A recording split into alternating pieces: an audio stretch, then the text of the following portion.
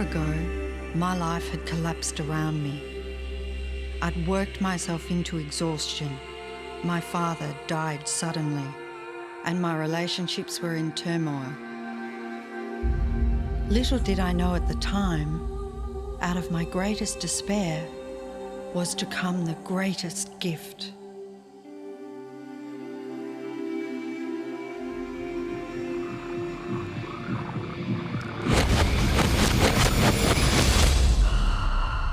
I'd been given a glimpse of a great secret.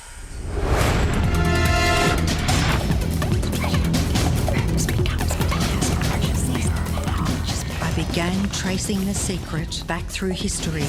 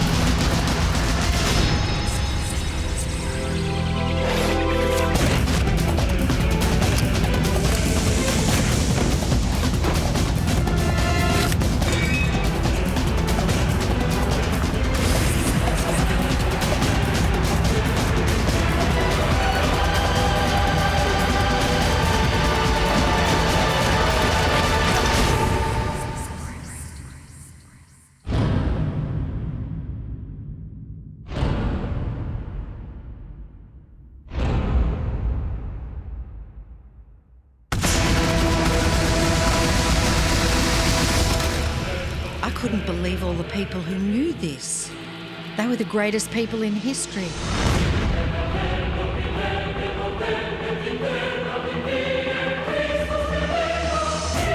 Why doesn't anyone know this?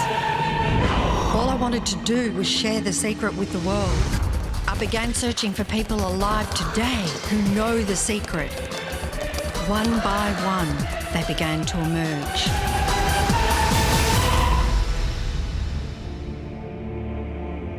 You know, this secret gives you everything you want. Happiness, health, and wealth. You can have, do, or be anything you want. We can have whatever it is that we choose. I don't care how big it is. What kind of a house do you want to live in? Do you want to be a millionaire? What kind of a business do you want to have? Do you want more success? What do you really want? I've seen many miracles take place in people's lives. Financial miracles, miracles of physical healing, mental healing, healing in relationships. All of this happened because of knowing how to apply the secret. This is the great secret of life.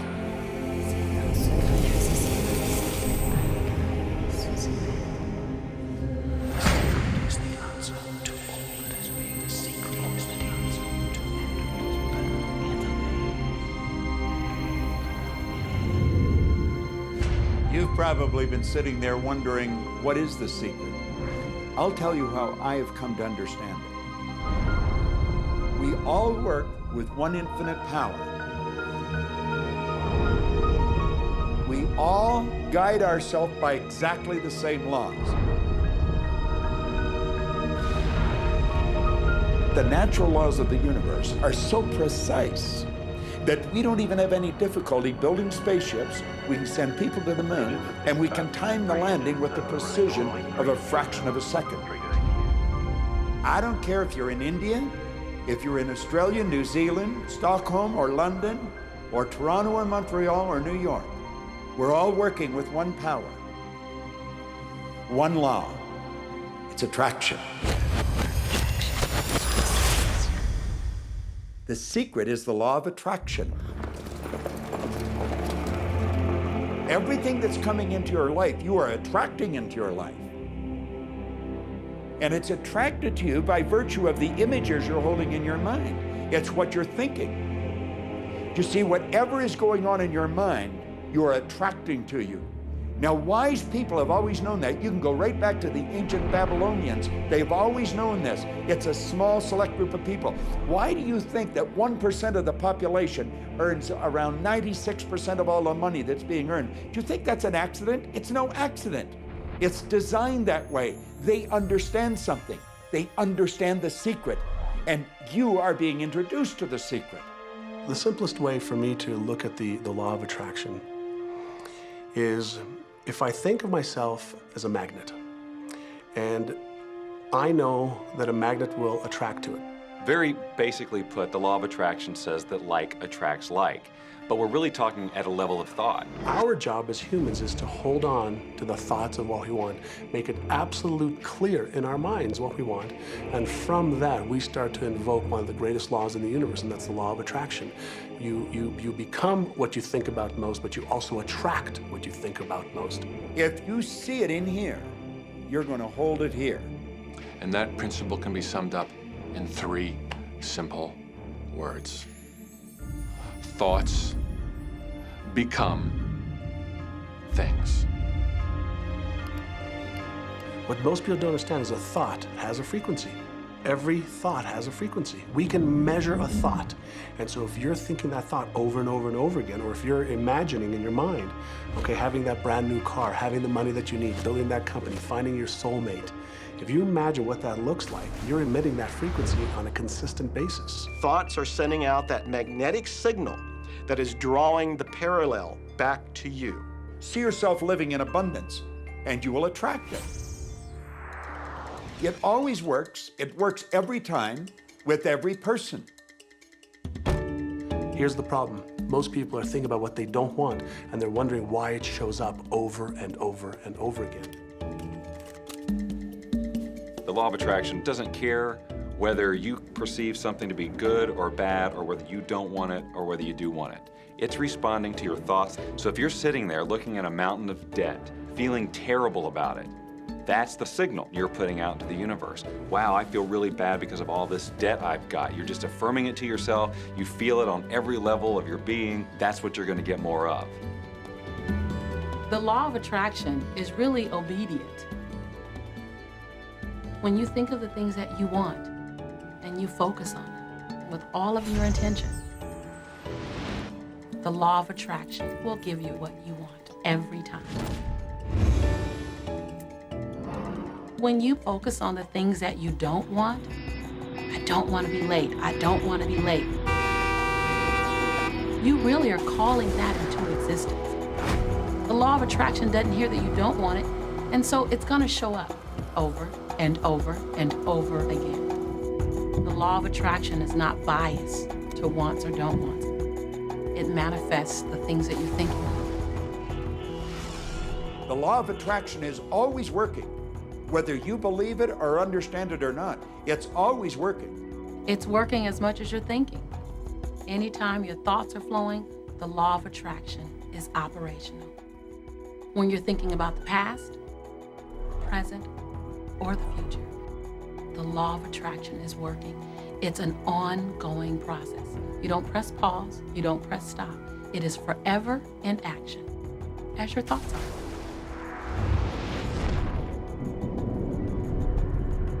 Creation is always happening. Every time an individual has a thought or a prolonged, chronic way of thinking, they're in the creation process. Something is going to manifest out of those thoughts. Law of attraction says, we'll give you whatever it is you say and focus on. And so if you're complaining about how bad it is, what you're creating is more of how bad it is. Oh, look, I got that.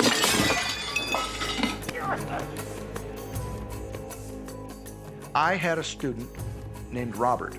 Robert was a gay man, and he was taking an online course I have, part of which entails email access to me. And he outlined all of the grim realities of his life. In his job, all the people ganged up on him. And it was constantly stressful because of how nasty they were with him. When he walked down the street, he said every block he was accosted by homophobic people who wanted to abuse him in some way.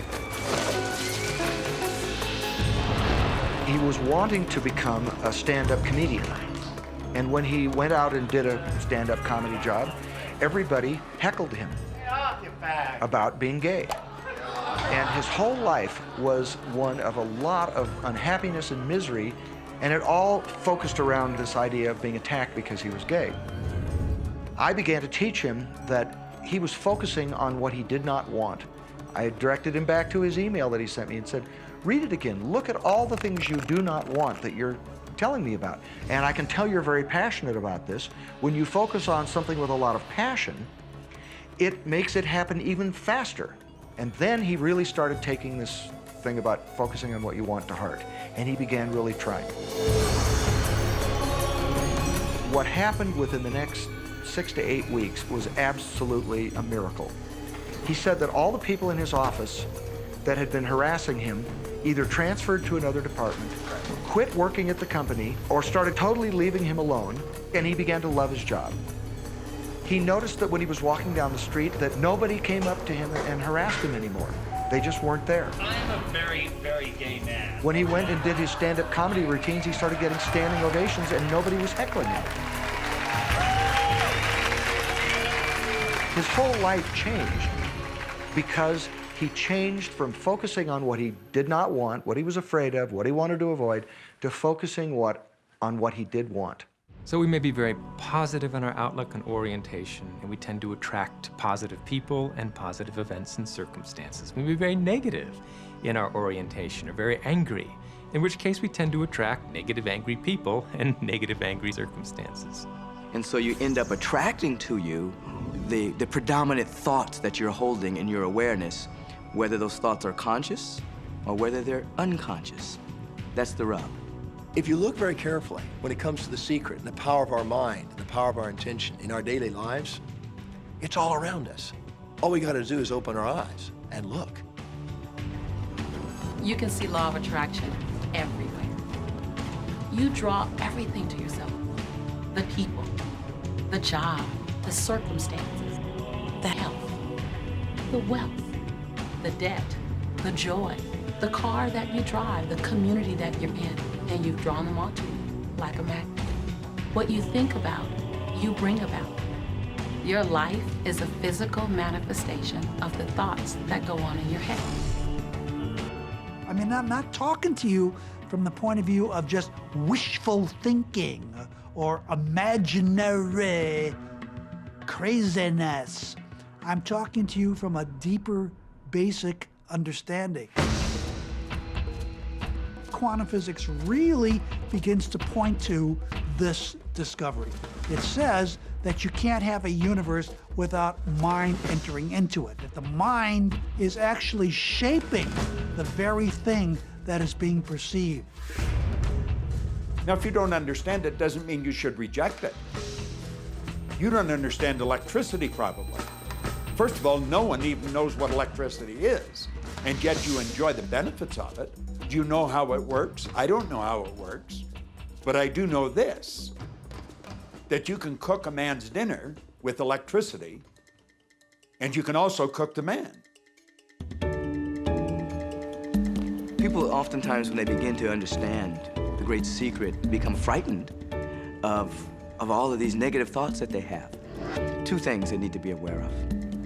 One, it has been proven now scientifically that an affirmative thought is hundreds of times more powerful than a negative thought. So that eliminates a degree of worry right there. And the second thing is that thank God there's a time delay, that all of your thoughts don't come true instantly. We'd be in trouble if they did. The time delay serves you. It allows you to reassess, think about what you want, and make a new choice. So you want to become aware of your thoughts, you want to choose your thoughts carefully, and you want to have fun with this, because you are the masterpiece of your own life. You are the Michelangelo of your own life. The David that you are sculpting is you, and you do it with your thoughts. The leaders in the past who had the secret wanted to keep the power and not share the power. So they kept people ignorant of the secret. People went to work, they did their job, they came home. They were on a treadmill with no power because the secret was kept in the few. We live in a universe in which there are laws. Just as there's a law of gravity, if you fall off a building, it doesn't matter whether you're a good person or a bad person, you're gonna hit the ground. Everything that's around you right now in your life, including the things you're complaining about, you've attracted. Now, I know at first blush that's going to be something that you hate to hear. You know, you're going to immediately say, I didn't attract the car accident. I didn't attract this particular client. I didn't particularly attract the debt. I didn't attract whatever it happens to be that you're complaining about. And I'm here to be a little bit in your face and to say, yes, you did attract it. And this is one of the hardest concepts to get. But once you've accepted it, it's life transforming. This is part of the overall giant secret here. And most of us attract by default. We just think that we don't have any control over it. Our thoughts are on autopilot, our feelings are on autopilot, and so everything is just brought to us by default. Now, if this is your first time to hear this, it may feel like, oh, I have to now monitor my thoughts. This is going to be a lot of work. It will seem like that at first, but that's where the fun begins. It's impossible to monitor every thought we have. Researchers tell us that we have about 60,000 thoughts a day. Can you imagine how exhausted you feel trying to control all of those thoughts? Fortunately, there's an easier way, and it's our feelings. Our feelings let us know what it is that we're thinking. So your thoughts cause your feelings. The emotions are this incredible gift that we have to let us know what we're attracting. Think about your feelings. You have good feelings and you have bad feelings. And you know the difference between the two because one makes you feel good and the other makes you feel bad.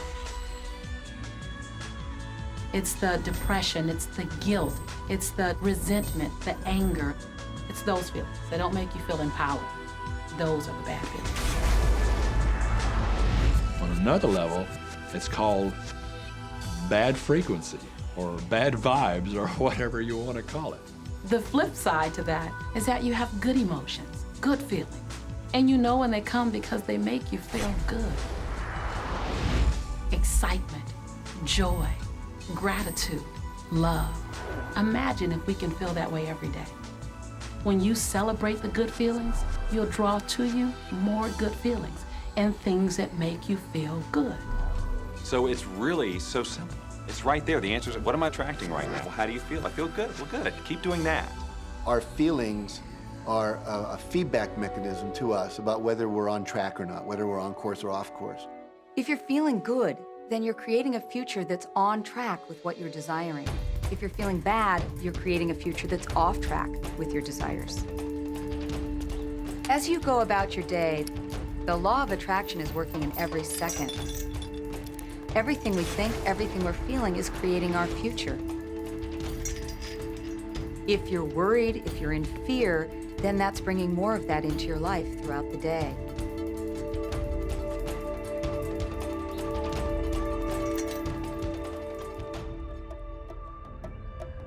Whatever you're thinking and feeling today is creating your future. And you're getting exactly what you're feeling about, not so much what you're thinking about. That's why people, if they stub their toe out of bed, they tend to spiral.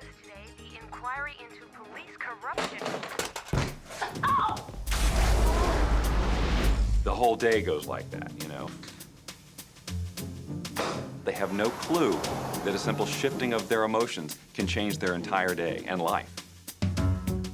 If you start out having a good day and you're in that particular happy feeling, as long as you don't allow something to change your mood, you're going to continue to attract, by the law of attraction, more situations, circumstances, people that sustain that happy feeling. Good days, bad days, rich get richer, poor get poorer. It's all about what these people are predominantly and continually feeling. You can begin right now to feel healthy. You can begin to feel prosperous. You can begin to feel the love that's surrounding you, even if it's not there. And what will happen is the universe will correspond to the nature of your song. The universe will correspond to the nature of that inner feeling and manifest because that's the way you feel. Your thoughts and your feelings create your life. It'll always be that way, guaranteed. So basically what you focus on with thought and feeling is what you attract into your experience, whether or not it's something you want. It's hard to swallow, but when we can begin to open ourselves up to that, the ramifications are awesome. It means that whatever thought has done in your life, it can be undone through a shift in your awareness.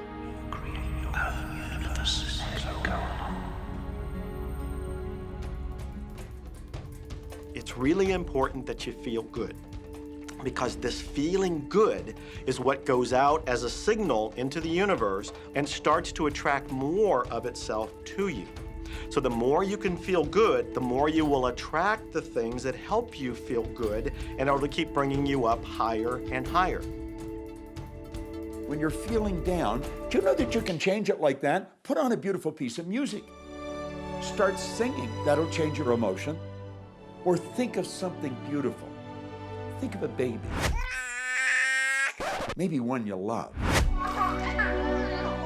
And dwell on it. Really keep that thought in your mind. Block everything out but that thought.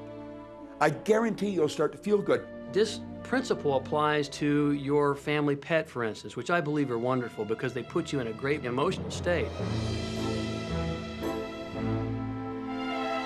When you feel love for your pet, that's a great state of love. It's going to bring goodness into your life. What a gift that is. Once you begin to understand and truly master your thoughts and feelings, that's when you see how you create your own reality. That's where your freedom is. That's where all your power is. That's when you see how you can become a deliberate creator of your life. And when you are a deliberate creator of your life and you use this law of attraction, you will have a life that is beyond what you can possibly imagine right now. Since I learned the secret and started applying it to my life has truly become magical. I think the kind of life that everybody dreams of, and I live on a day-to-day basis. I live in a $4.5 million mansion. I have a wife to die for. I get to vacation in all the fabulous spots of the world. I've climbed mountains, I've explored, I've been on safari. And all of this happened and continues to happen because of knowing how to apply the secret. Life can be absolutely phenomenal, and it should be, and it will be, when you start using the secret. The aspiration Bureau. Intense instant gratification.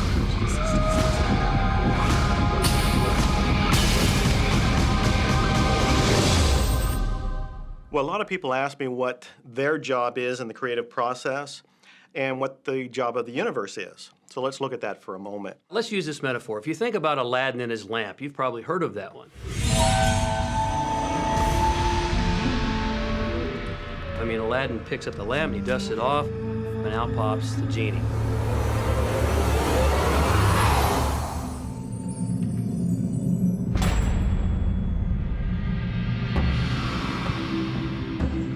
And the genie always says one thing. Your wish is my command.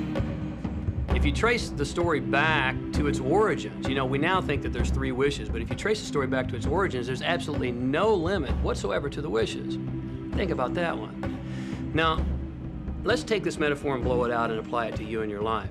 Remember, Aladdin is the one who always asks for what he wants. Then you've got the universe at large, which is this grand genie, and traditions, you know, have called it so many different things. Your holy guardian angel, your higher self. I mean, we could put any label on it, and you choose the one that works best for you.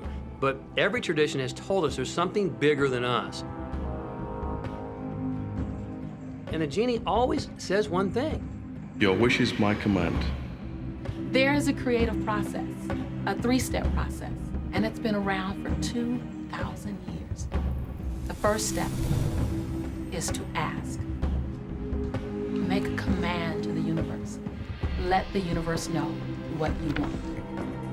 The universe responds to your thoughts.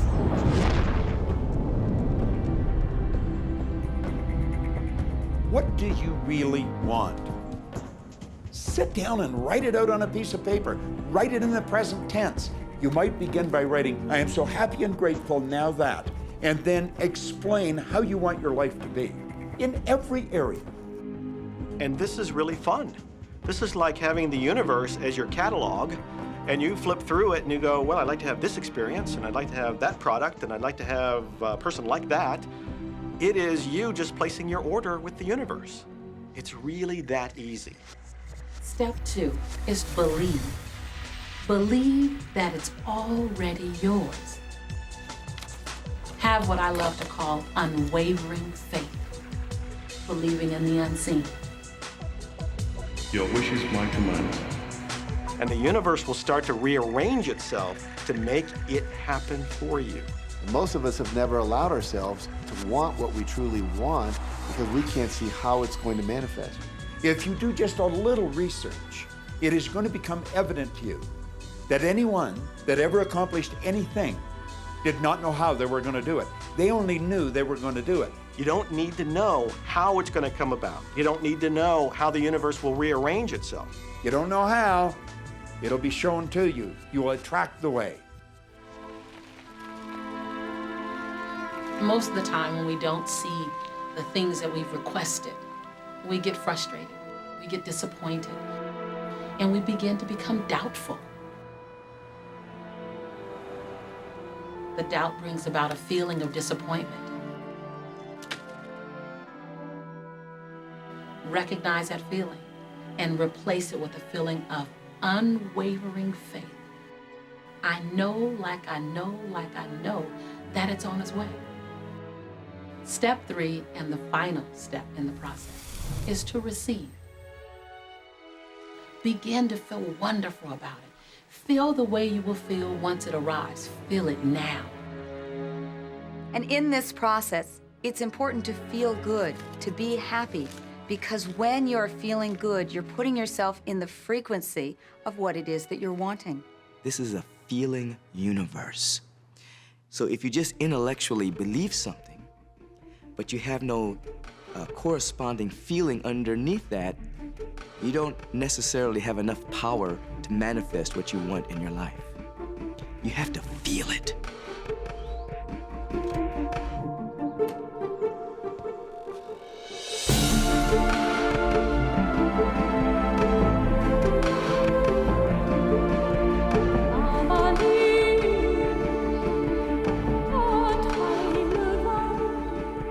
And when you turn that fantasy into a fact, you're in the position to build bigger and better fantasies.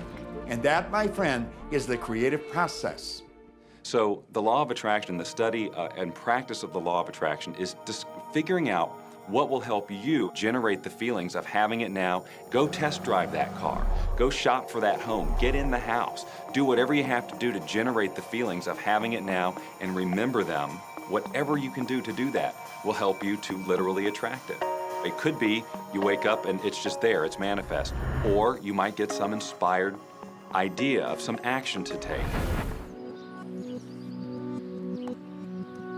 You certainly shouldn't be going, well, I could do it this way, but man, I would hate that, because you're not on the right track if that's the case. Action will sometimes be required, but if you're really doing it in line with what the universe is trying to deliver, it's going to feel joyous, you're going to feel so alive, time will just stop, you could do it all day. The universe likes speed.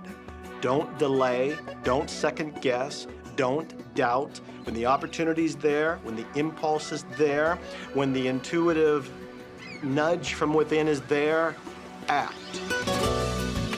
That's your job, and that's all you have to do. You will attract everything that you require. If it's money you need, you'll attract it. If it's people you need, you'll attract it. If it's a certain book you need, you'll attract it. You've got to pay attention to what you're attracted to. Because as you hold images of what you want, you're going to be attracted to things and they're going to be attracted to you. But it literally moves into physical reality with and through you. And it does that by law. You can start with nothing. And out of nothing, and out of no way, a way will be made. Think of this, a car driving through the night, the headlights only go 100 to 200 feet forward, and you can make it all the way from California to New York driving through the dark because all you have to see is the next 200 feet. And that's how life tends to unfold before us. And if we just trust that the next 200 feet will unfold after that, the next 200 feet will unfold after that, your life will keep unfolding, and it will eventually get you to the destination of whatever it is you truly want because you want it.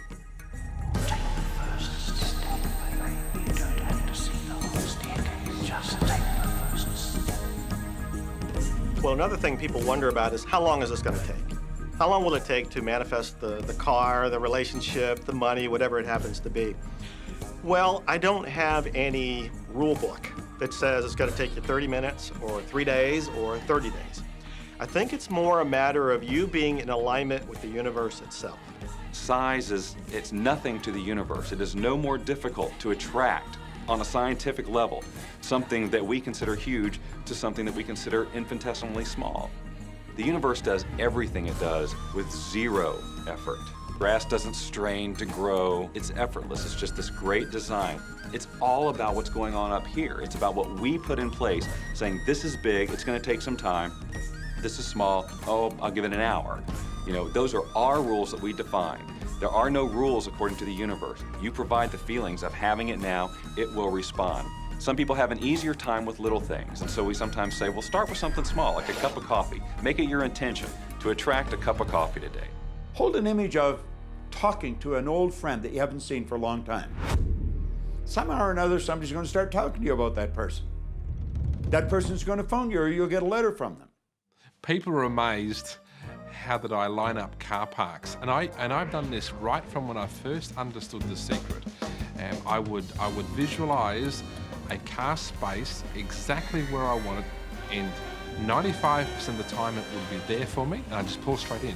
5% of the time I had to wait just a minute or two, and the person would pull out and I'd pull in. So I do that all the time.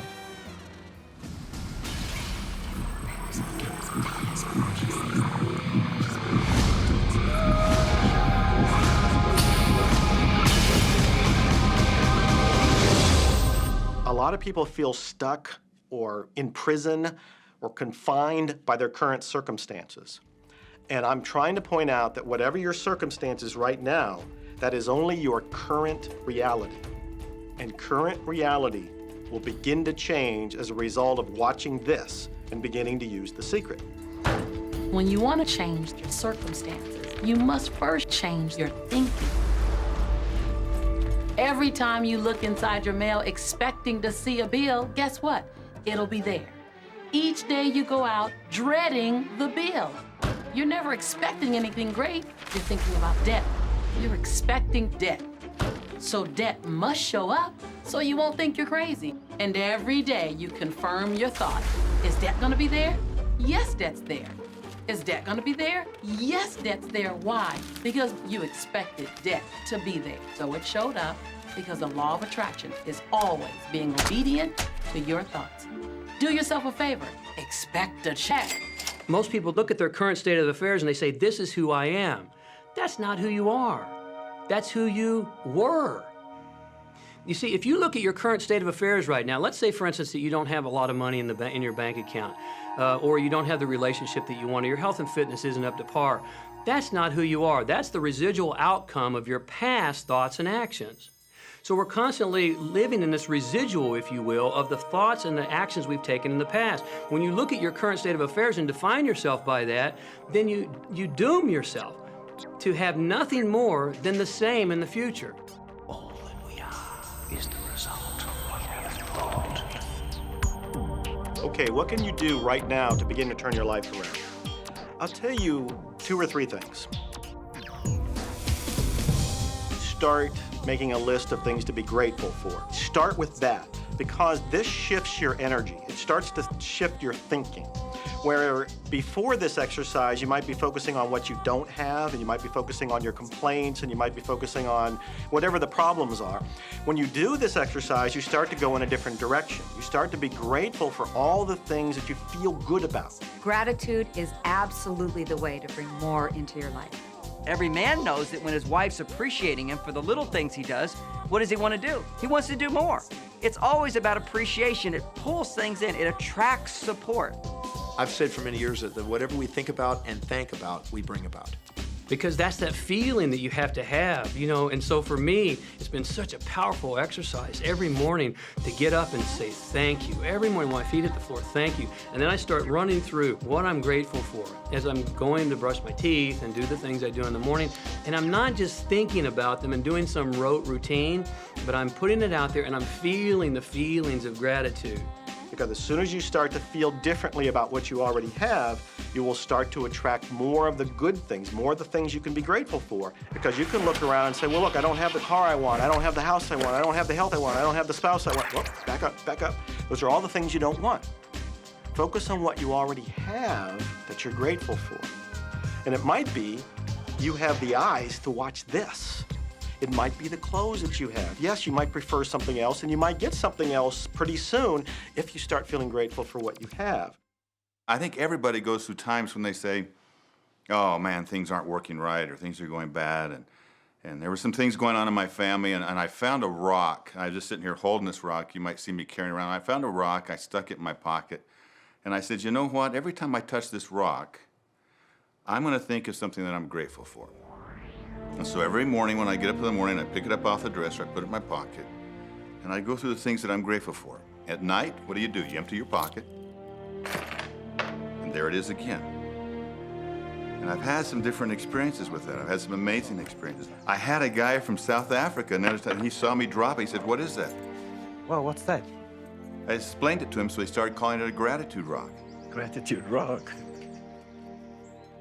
2 weeks later, I got an email from him, from South Africa. And he said, my son is dying from a rare disease. It's a type of hepatitis. He said, would you send me 3 gratitude rocks? Now, they're just rocks I found off the street, you know? So I said, sure. I had to make sure that the rocks were very special. And so I went out to the stream, looked, picked out the right rocks, and sent them off to him. 4 or 5 months later, I get an email from him. He said, my son's better, he's doing terrific, and he said, but you need to know something. He says, we've sold over 1,000 rocks at $10 a piece as gratitude rocks, and we've raised all this money for charity. Thank you very much. And so it's very important to be in an attitude of gratitude, as I call it. Another thing that I would suggest that you do right now to turn your life around, and this is so huge that I can't find the words to describe just how powerful this can be for you.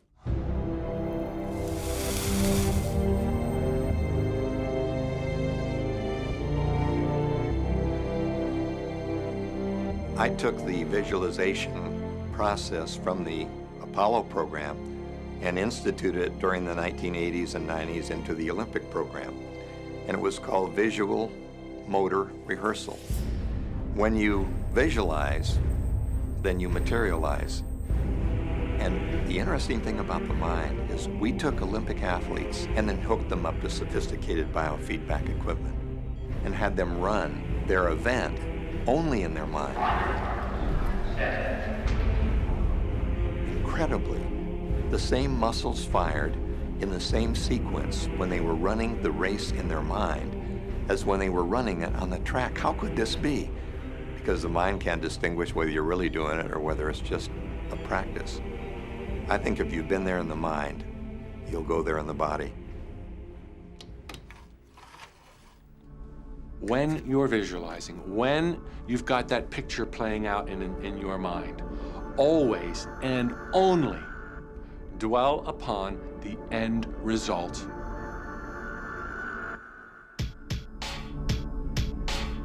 Here's an example. Look at the back of your hands right now. Really, look at the back of your hands. The color of your skin, the freckles, the blood vessels, the rings, the fingernails, the fake fingernails. Take in all those details right before you close your eyes. And then see those hands, your fingers, wrapping around the steering wheel of your brand new car.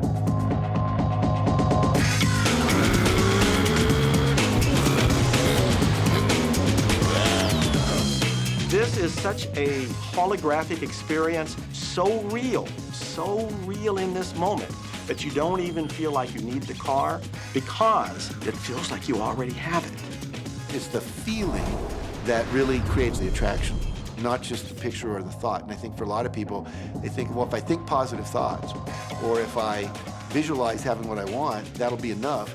But if you're doing that and still not feeling abundant or feeling, loving and joyful, then it doesn't, from my mind, really create the power of the attraction. This is where the secret actually moves into action. You put yourself in the feeling place of really being in that car, not, oh, I wish I could get that car, or someday I'll have that car, because that's a very definite feeling associated with that. It's not in the now, it's not, it's in the future.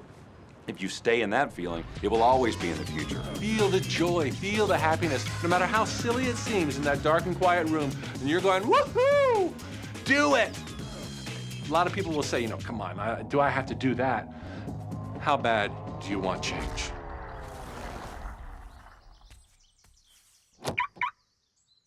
Now that feeling and that inner seeing will begin to be an open doorway through which the power of the universe will begin to express. What this power is, I cannot say.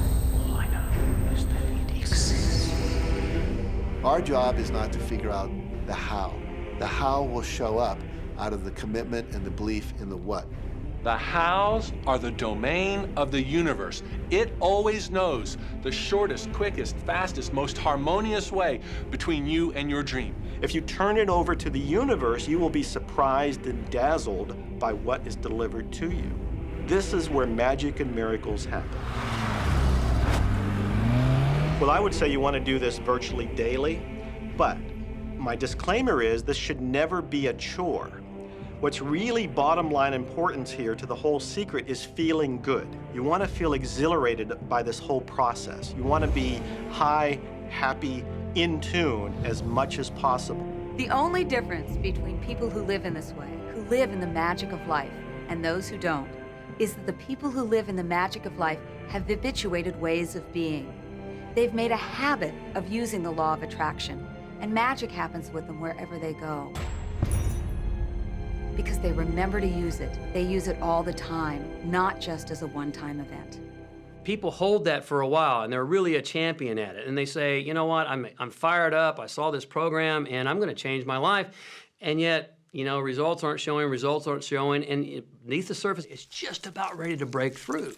And someone will look at the surface results and go, this stuff doesn't work. And you know what? The universe says, your wish is my command. And it goes down. Knowing the law of attraction, I wanted to really put it to use and to see if it was, what would happen. And in 1995, I started to create something called a vision board, where I take something that I would want to achieve, or something that I want to attract, like a car or a watch or the soulmate of my dreams, and I'd put a picture of what I wanted up on this board called the vision board. And every day I would sit in my office and I would look up at this board and I would start to visualize. I would really get into the state of having already acquired it. And I was getting ready to move as we put all the furniture, all the boxes put into storage. And I made 3 different moves over a period of 5 years. And then I ended up in California and bought this house, renovated it for a year, and then had all the stuff brought from my former home 5 years earlier. One morning, about 7:30 in the morning, my son comes into my office, and one of the boxes that was sealed for 5 years was right at the doorstep. And my son, Keenan, was sitting on the box, banging away at the box, and I said, sweetheart, will you please stop? I'm doing some work here. And he says, what's in the boxes, Daddy? And I said, well, honey, those are my vision boards. What's a vision board? I said, well, it's where I put all my goals up. I cut them out and I put all my goals up as something that I want to achieve in my life. And of course, at 5.5 years old, he didn't understand it. So I said, sweetie, let me just show you, because that'll be the easiest way to do it. And so I cut the box open. And when I pulled up the vision boards, there was a picture on there of a home that I was visualizing 5 years earlier. And what was shocking to me was we were living in that house, not a house like it. I had bought my dream home, renovated it, and didn't even know it. But I looked at that house, I started to cry because I was just blown away. Why are you crying? Honey, I finally understand how the law of attraction works. I finally understand the power of visualization. I finally understand everything that I've read, everything that I've worked with my whole life, the way I've built companies. It worked for my home as well. And I bought our dream home and didn't even know it. It is the preview of life's counter attraction. decide what you want, believe you can have it, believe you deserve it, and believe it's possible for you. And then close your eyes every day for several minutes and visualize having what you already want and feeling the feelings of already having it. Come out of that and focus on what you're grateful for already. And really enjoy it, okay? And then go into your day and release it to the universe and trust that the universe will figure out how to manifest it.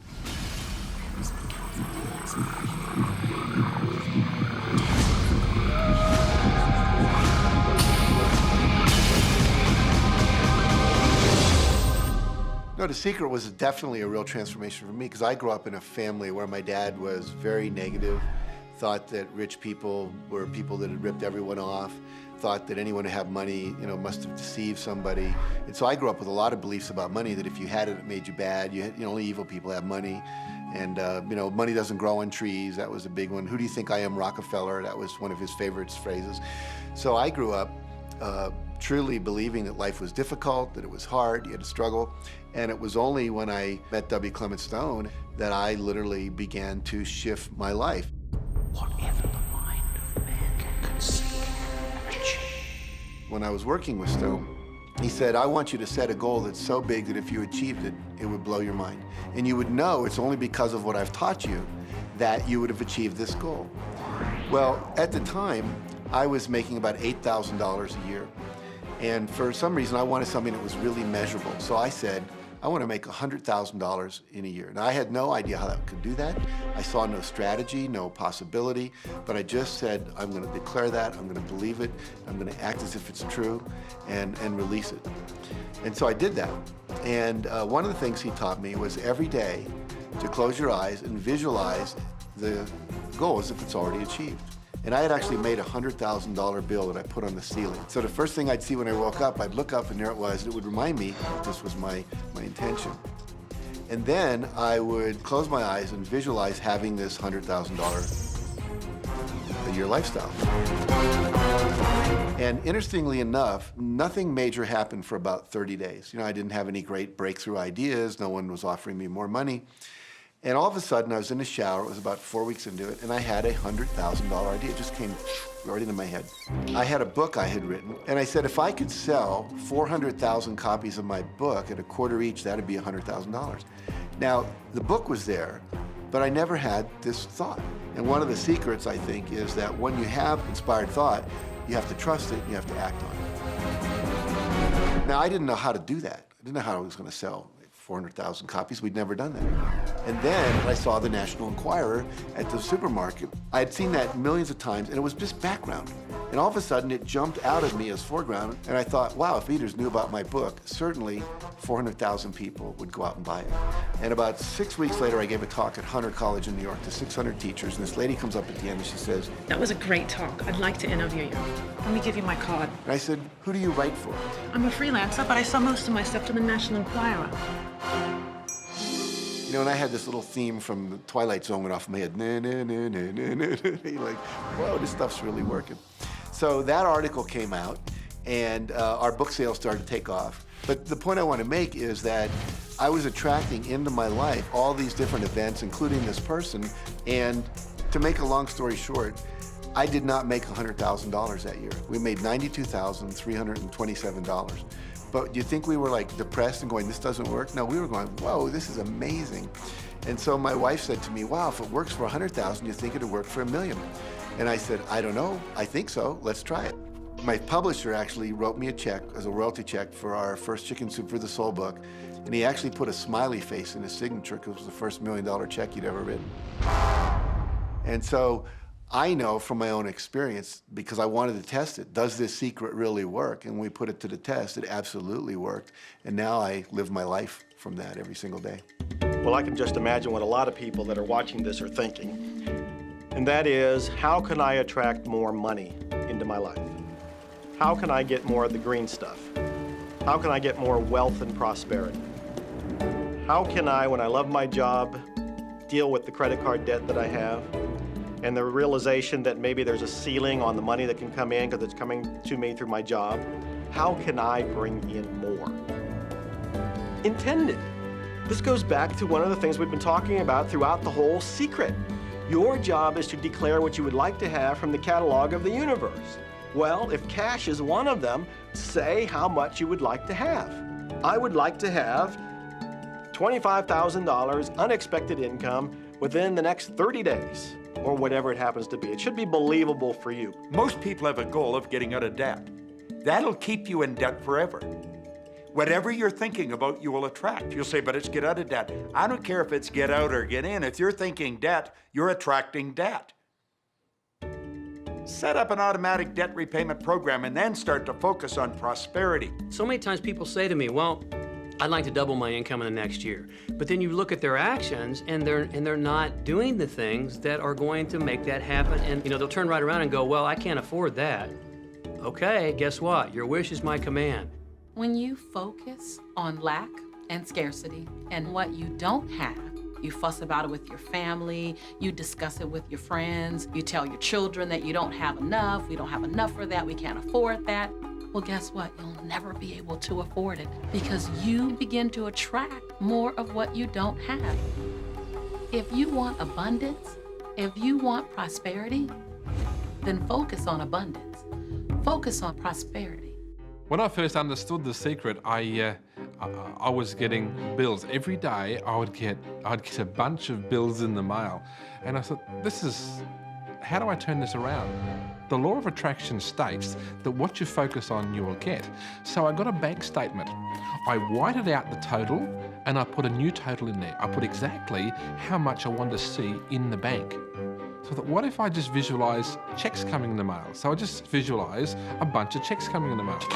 Within just 1 month, things started to change. And it is amazing. Today, I just get checks in the mail. I get a few bills, but I get more checks than bills. I grew up on you have to work hard for money, you have to work hard for money.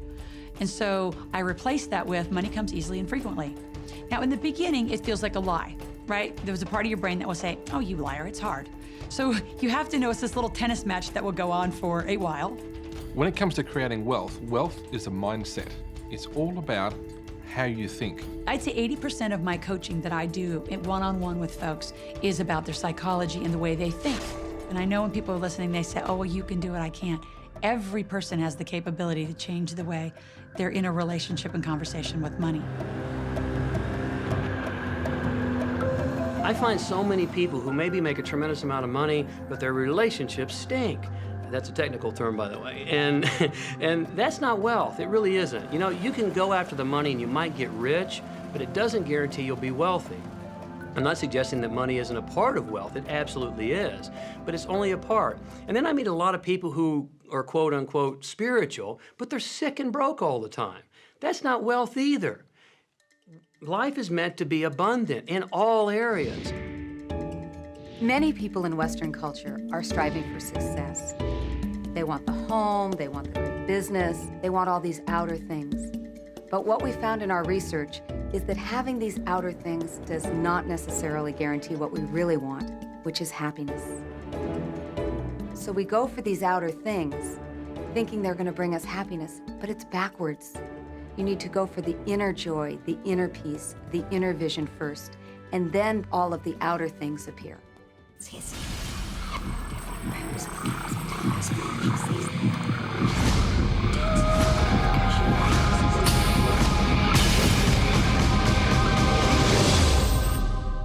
The secret means for me actually that we are creators of our universe, and that every wish of what we want to create will manifest in our life.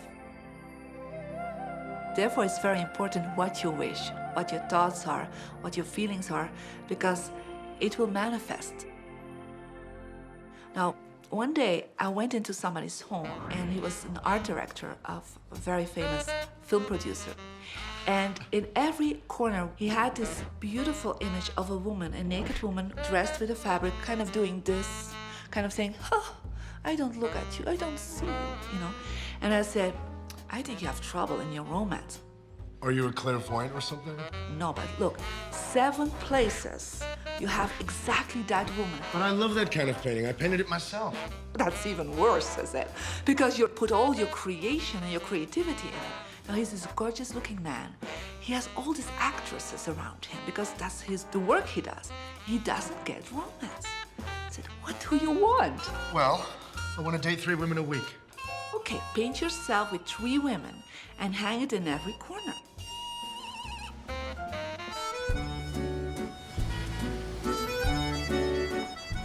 Six months later, I see him in Europe and said, how is your love life? Great. They just call me. They all want to date me. Because that's your wish. Now I have like 3 dates a week. They're fighting over me. Good on you. But I really want to stabilize a little bit. I want marriage, and I want romance. Well, paint it, okay? So he painted a beautiful romantic relationship. And a year later, he got married and is very happy. Because he put another wish out. But he wished it in himself for years, but it did not happen. Because his wish could not manifest because the outer level of himself, his house, was just contradicting himself all the time. So if you know this knowledge, you should start playing with it. Inside relationships, it's important to first understand who's coming into the relationship, and not your partner, but to understand yourself. How can you ever expect anyone else to enjoy your company if you don't enjoy your own company? And so, again, the law of attraction, or the secret, is about bringing that into your life, and you've got to get really, really clear. Here's the question I would ask you to consider. Do you treat yourself the way that you want other people to treat you? You become the solution for you. Don't now you owe me and you need to give me more. Instead, give more to yourself. Take time off to give to yourself, in a sense, to fill yourself up to fullness, to where now you can overflow in giving. I got into many relationships expecting my partner to show me my beauty because I didn't see my own beauty. See, when I was growing up, my heroes or my she-ros were the Bionic Woman, Wonder Woman, or Charlie's Angels. And while they're wonderful, they didn't look like me. It wasn't until I fell in love with Lisa, my mocha skin, my full lips, my round hips, my curly hair. It wasn't until that moment that I fell in love with me that the rest of the world was able to fall in love with me as well. There's something so magnificent about you. I have been studying me for 44 years. I want to kiss myself. Because you're going to get to love yourself. I'm not talking about conceit. I'm talking about a healthy respect for yourself. And as you love yourself, you'll love others. In relationships, we're so used to complaining about other people. My coworkers are so difficult to work with.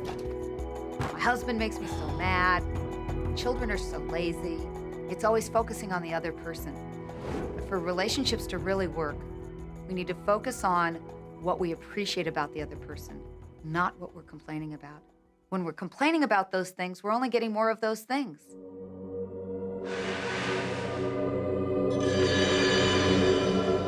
Even if you're having a really hard time in a relationship, things aren't working, you're not getting along, someone's in your face,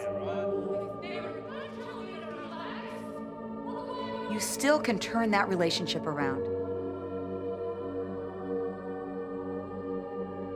Take a piece of paper and for the next 30 days, once a day, sit down and write all the things that you appreciate about that person. Think about all the reasons that you love them. You appreciate their sense of humor. You appreciate how supportive they are. And what you'll find is that when you focus on appreciating and acknowledging their strengths, that's what you'll get more of. And the problems will fade away. We cannot control other people, no matter how hard we try. So what you'll find is if somebody's come home in a bad mood, and you're actually in a good mood, you'll find yourself in a different place from them in that moment. We create our own happiness through the law of attraction. Oftentimes, you give others the opportunity to create your happiness. And many times, they fail to create it the way you want it. Why? Because only one person can be in charge of your joy, of your bliss, and that's you. So even as a parent, as a child, as a spouse, even the people closest to you, they do not have the control to create your happiness. Your joy lies within you.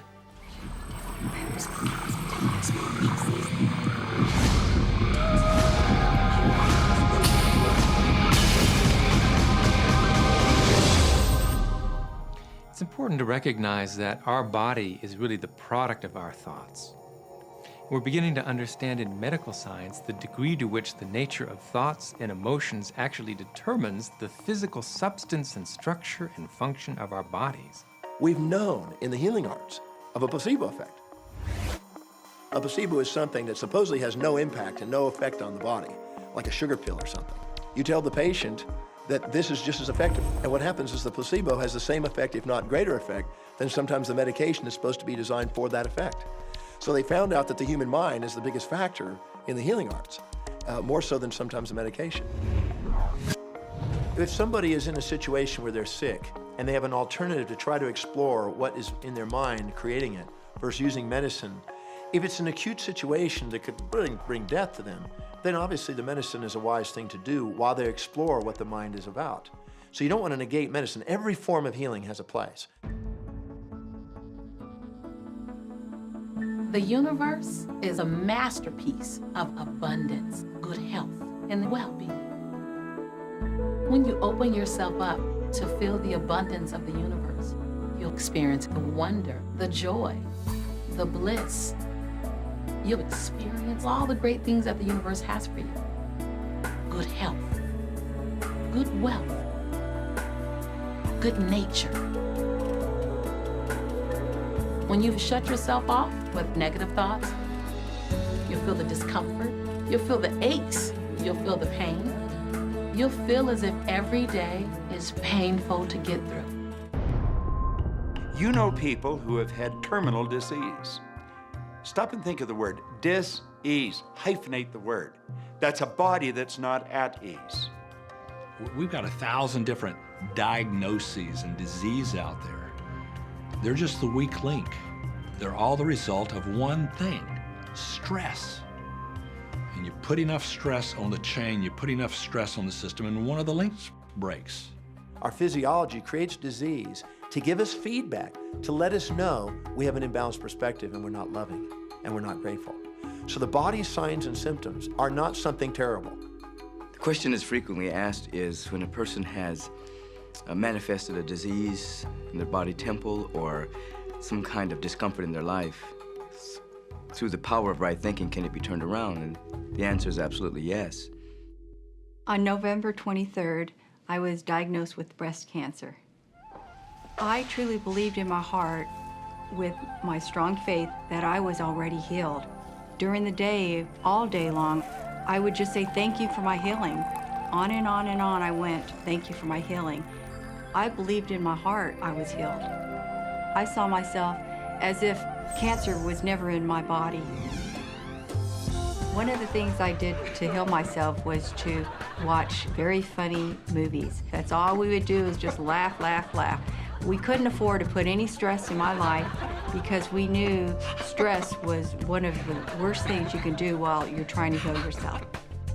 From the time I was diagnosed, which was November 23rd, to the time I was healed totally was approximately 3 months.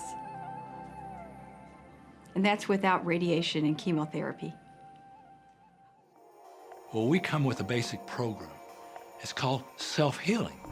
You get a wound, it grows back together. You get a bacterial infection, the immune system comes and takes care of those bacteria and heals it up. The immune system is made to heal itself. Dis-ease cannot live in a body that's in a healthy emotional state. Your body is casting off millions of cells every second, and it's creating millions of new cells.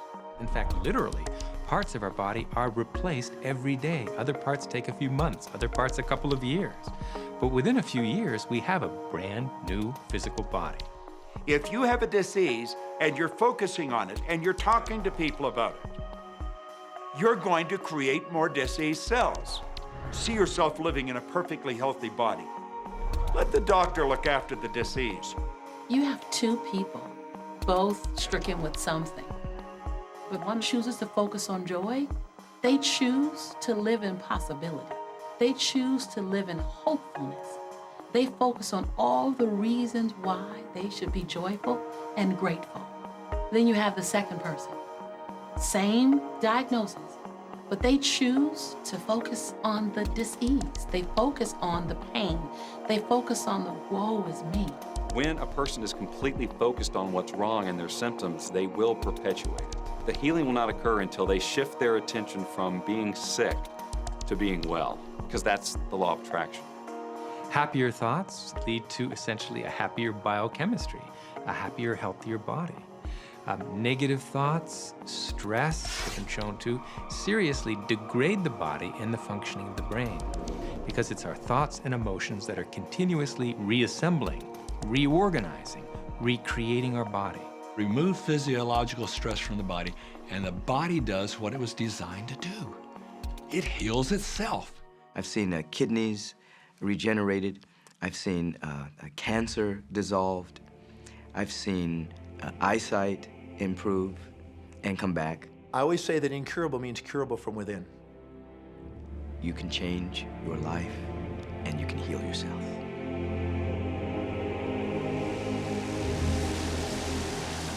Well, my story begins on March 10, 1981. It really changed my whole life. It was a day I'll never forget. I crashed an airplane.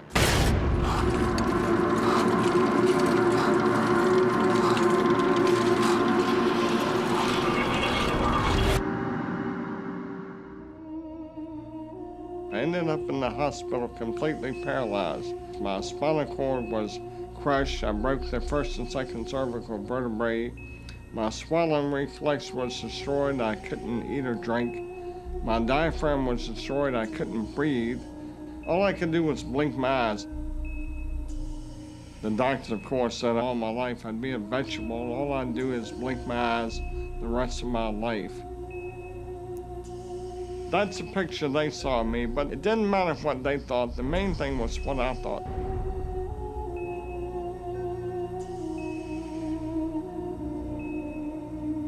I picture myself being a normal person again, walking out of that hospital.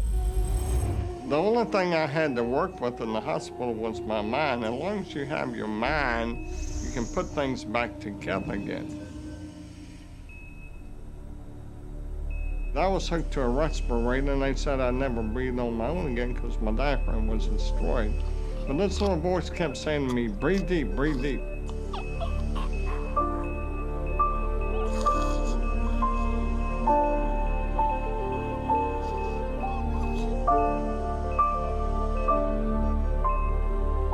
Finally, I was weaned from it. They were at a loss for an explanation. See, I could not afford to allow anything to come in my mind that would distract me from my goal and from my vision.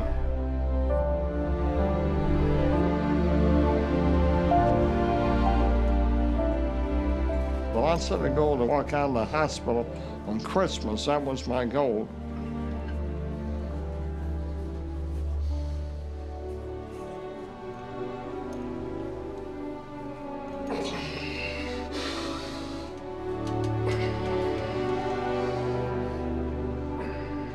Months later, I walked out of the hospital on my own 2 feet.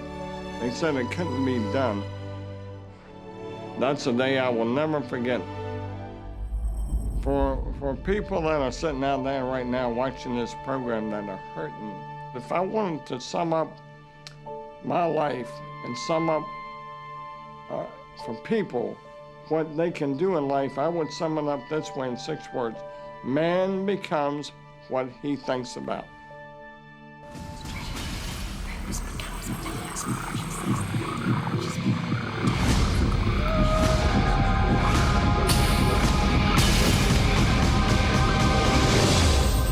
People have a tendency to look at the things that they want and say, yes, I like that, I want that. However, they look at the things that they don't want and they give just as much energy, if not more energy, with the idea that they can stamp it out, they can eliminate it, obliterate it. In our society, we've become content with fighting against cancer, fighting against poverty, fighting against drugs, fighting against terrorism, fighting against violence. We tend to fight everything we don't want. Anything we focus on, we do create. So if we're really angry, for instance, at a war that's going on, or strife, or suffering, we're adding our energy to it. We're pushing ourselves, and all that only creates resistance. The reason that what you resist persists is because if you're resisting something, you're saying, no, I don't want this thing because it makes me feel this way, the way I'm feeling right now. So you're just putting out this really strong emotion of, wow, I really don't like this feeling, and it's there, and it just comes racing towards you. You know, the anti-war movement creates more war. The anti-drug movement has actually created more drugs because we're focusing on what we don't want, drugs. How much sense does it make for us to give the problem all of the energy, as opposed to focusing on trust, love, living in abundance, education, peace? Mother Teresa was brilliant. She said, I will never attend an anti-war rally. If you have a peace rally, invite me. You know, she knew. She understood the secret. I mean, look what she manifested in the world. So if you're anti-war, be pro-peace. If you're anti-hunger, be pro-people having more than enough to eat. If you're anti a particular politician, be pro his opponent. Often, elections are tipped in the favor of the person that people are really against because he's getting all the energy and all the focus. You want to focus on what you want, not what you don't want. It's okay to notice what you don't want because that gives you contrast to say, well, this is what I do want. But the fact is that the more you talk about what you don't want or talk about how bad it is, read about all of that all the time, and then say, oh, how terrible it is, well, you're creating more of that. You know, so many times people say to me, well, James, I have to be informed. Maybe you have to be informed, but you don't have to be inundated. I always say when the voice and the vision on the inside become more profound and more clear and loud than the opinions on the outside, you've mastered your life.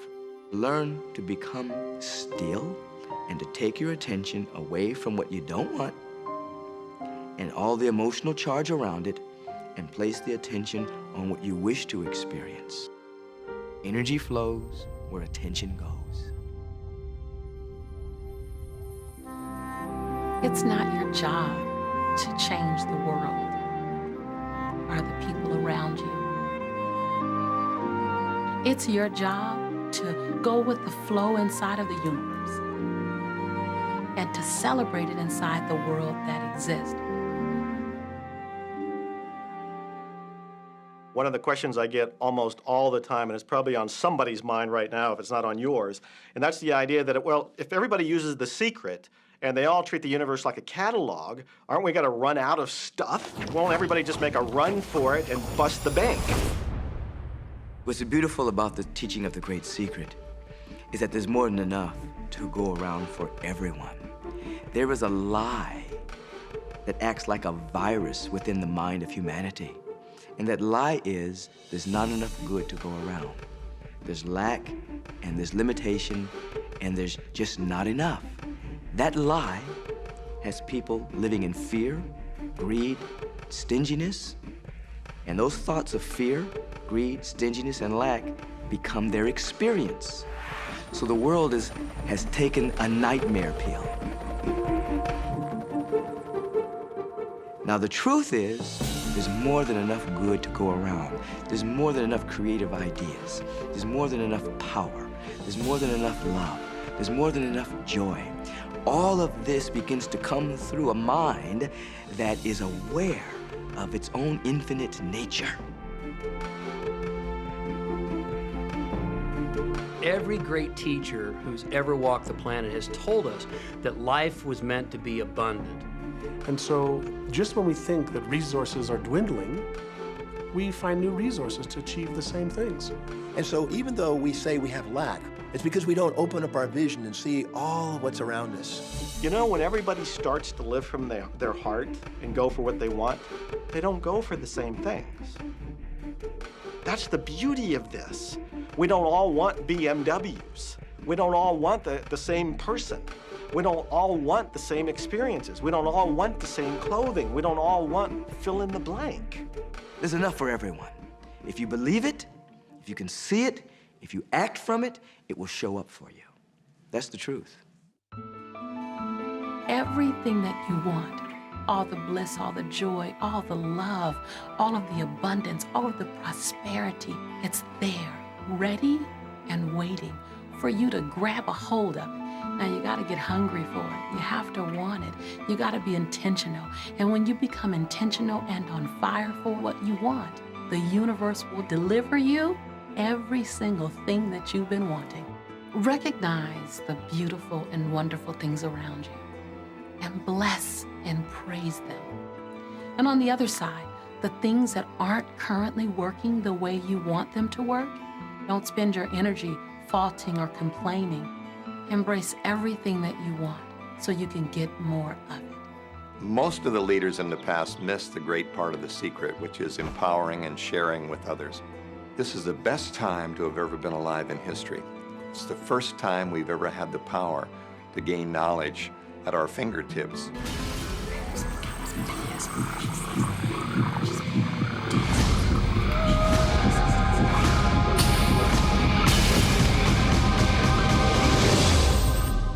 When we look around us, even at our own bodies, what we see is the tip of the iceberg. Think of this for a moment. Take your hand and look at it. Now, your hand looks solid, but it's really not. If you put it under a proper microscope, you'd see a mass of energy vibrating. Everything is made up of the exact same thing, whether it's your hand, whether it's the ocean, or whether it's a star. Everything is energy.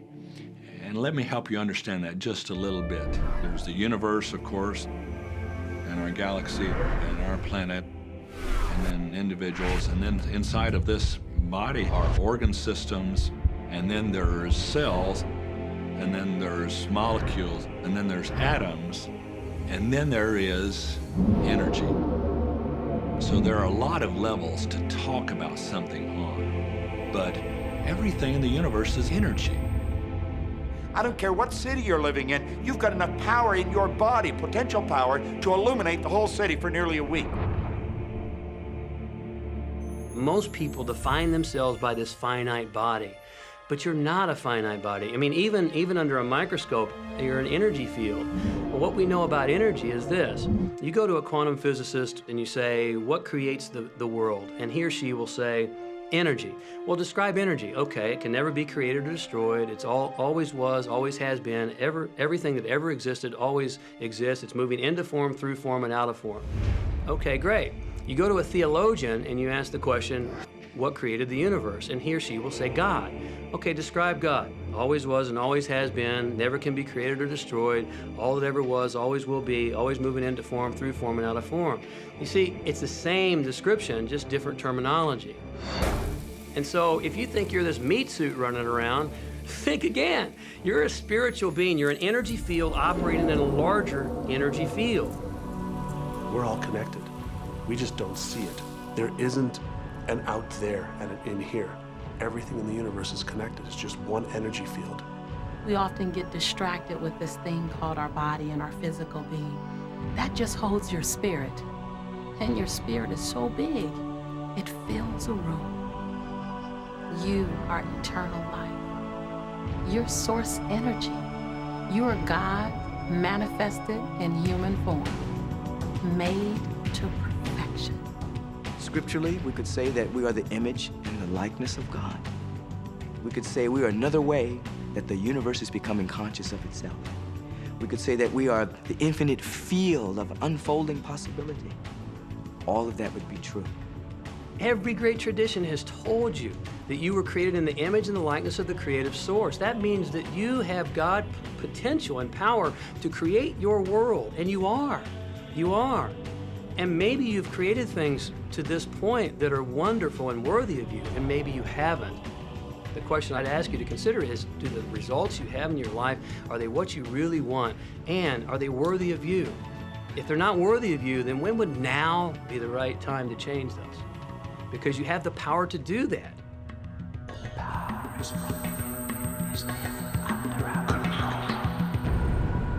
You know, a lot of people feel like they're victims in life, and they'll often point to past events, perhaps growing up with an abusive parent or in a dysfunctional family.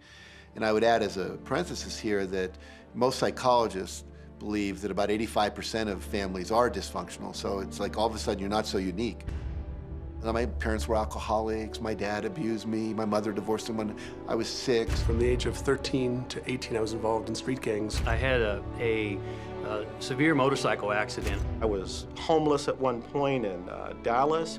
I lived in poverty for 15 years in Houston. When I was a child, I had learning difficulties, and I was considered learning disabled, and I was told I would never read, write, or communicate, never amount to anything, not go very far in life. I mean, that's almost everybody's story in some form or not. So that's just called so what. The real what is, what are you going to do now? What do you choose now? Because you can either keep focusing on that or you can focus on what you want. And when people start focusing on what they want, what they don't want falls away. And that part expands and the other part disappears. You are the designer of your destiny. You are the author. You write the story. The pen is in your hand, and the outcome is whatever you choose. The beautiful thing about the law of attraction is that you can begin where you are, and you can begin to think, real thinking, and you can begin to generate within yourself a feeling tone of harmony and happiness. The law will begin to respond to that. So now you start to have different beliefs, like there is more than enough in the universe, or you have the belief that everything goes right for me, or you have the belief that I'm not getting older, I'm getting younger. We can create it the way we want it by using the law of attraction. And you can break yourself free from your hereditary patterns, cultural codes, social beliefs, and prove once and for all that the power within you is greater than the power that's in the world. Some of you may be thinking, well, that's very nice, but I can't do that, or she won't let me do that, or he'll never let me do that, or I haven't got enough money to do that, or I'm not strong enough to do that, or I'm not rich enough to do that, I'm not. Every single I'm not is a creation. Whether you can or can't, you are right tight. Are there any limits to this? Absolutely not. We are unlimited beings. We have no ceiling. The capabilities and the talents and the gifts and the power that is within every single individual on this planet is unlimited.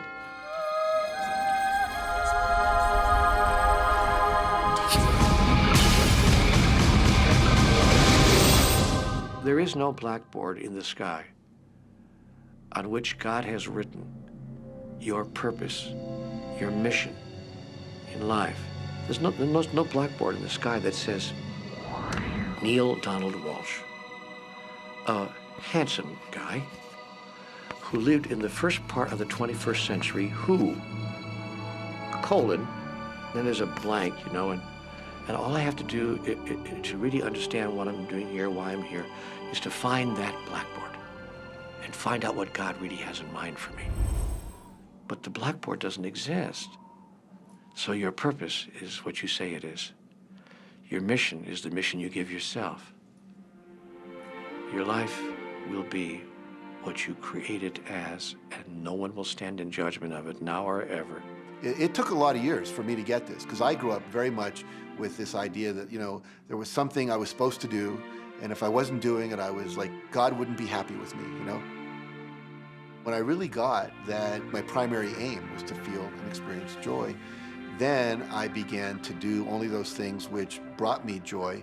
We have a saying, you know, if it ain't fun, don't do it, you know? Joy, love, freedom, happiness, laughter. That's what it is. And if you've just experienced joy sitting there and meditating for an hour, by golly, do that. If you experience joy eating a salami sandwich, then do that. When I pet my cat, I'm in a state of joy. When I walk in nature, I'm in a state of joy. So I want to constantly put myself in that state. And when I do that, then all I have to do is have the intention of what I want, and what I want manifest. So inner happiness actually is the fuel of success. Anything that makes you feel good is always going to be drawing in more. You are listening to this right now. It's you that drew this into your life. It's your choice whether you want to take it and utilize it, If it feels good, if it doesn't feel good, then you know, let it go. Find something that feels good, that resonates with your heart.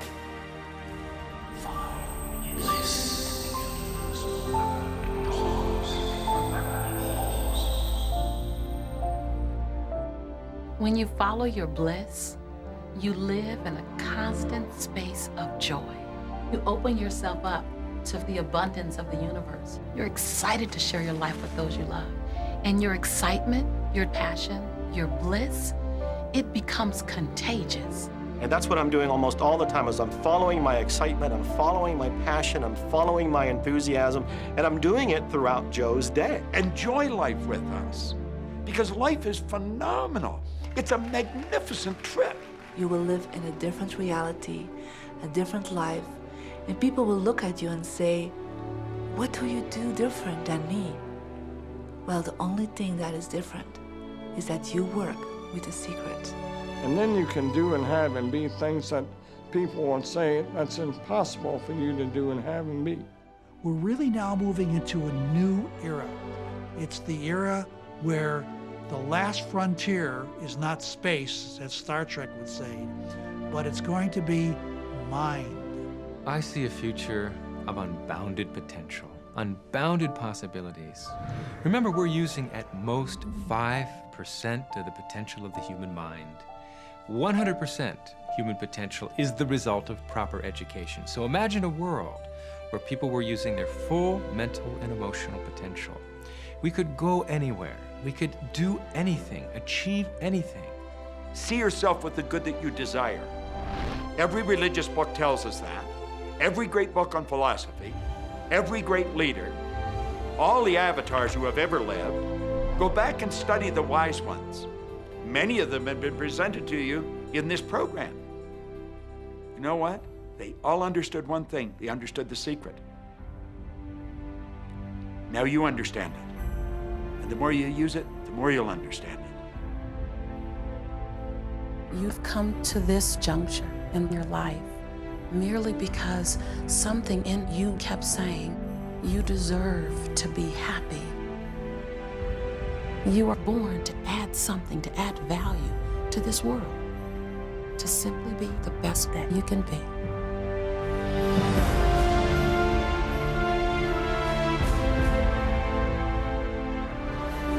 Every single thing you've been through, every single moment that you've come through, were to all prepare you for this moment right now. Now you get that you are the creator of your destiny. Imagine what you can do from this day forward with what you now know. What will you do with the moment? How will you seize the moment? No one else can dance your dance. No one else can sing your song. No one else can write your story. Who you are, what you do, begins right now. I believe that you're great, that there's something magnificent about you. Regardless of what has happened to you in your life, regardless of how young or how old you think you might be, the moment you begin to think properly, there's something that is within you, there's power within you that's greater than the world, it will begin to emerge. It will take over your life. It will feed you. It will clothe you. It will guide you, protect you, direct you, sustain your very existence if you let it. Now that is what I know for sure.